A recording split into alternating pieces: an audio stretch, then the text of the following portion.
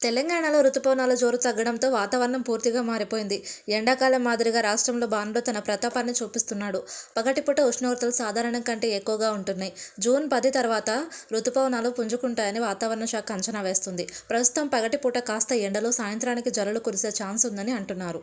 తెలంగాణకు వాతావరణం నేడు పలు జిల్లాల్లో వర్షాలు, వాతావరణ శాఖ హెచ్చరికలు.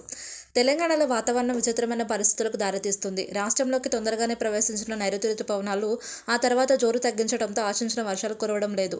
దీనికి బదులుగా మళ్లీ వేసవి వాతావరణం నెలకొని పగటిపూట ఎండలు తీవ్రంగా ఉంటున్నాయి. అయితే కొన్ని ప్రాంతాల్లో మాత్రం సాయంత్రం వేళల్లో ఉరుములు, ఈదురుగాలులతో కూడిన వర్షాలు కురుస్తున్నాయి. ఇది వాతావరణంలో ఒక అనిశ్చితమని స్పష్టమవుతుంది.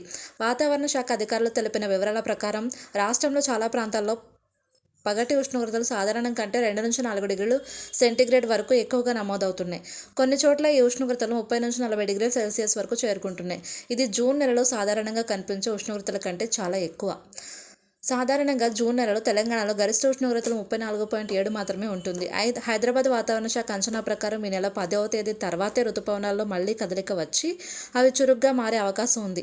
రానున్న 2-3 రోజుల పాటు రాష్ట్రంలో చాలా ప్రాంతాల్లో వేడి వాతావరణమే కొనసాగుతుందని, పగటిపూట ఉష్ణోగ్రతలు 36 నుంచి 40 డిగ్రీల సెంటీగ్రేడ్ మధ్య నమోదవుతాయని అంటున్నారు.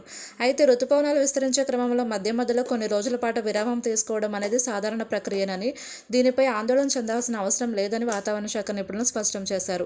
గత సంవత్సరాల్లో కూడా రుతుపవనాలలో ఇటువంటి విరామాలు కనిపించాయి. ప్రస్తుతం నెలకొన్న పరిస్థితుల దృష్ట్యా పగటి వేళల్లో ఉక్కపోత, రాత్రి వేళల్లో తేలికపాటి చల్లదనం, సాయంత్రం వేళల్లో అకస్మాత్తుగా ఉరుములు, మెరుపులతో కూడిన వర్షాలు కురిసే అవకాశం ఉన్నందున ప్రజలు అప్రమత్తంగా ఉండాలని సూచిస్తున్నారు.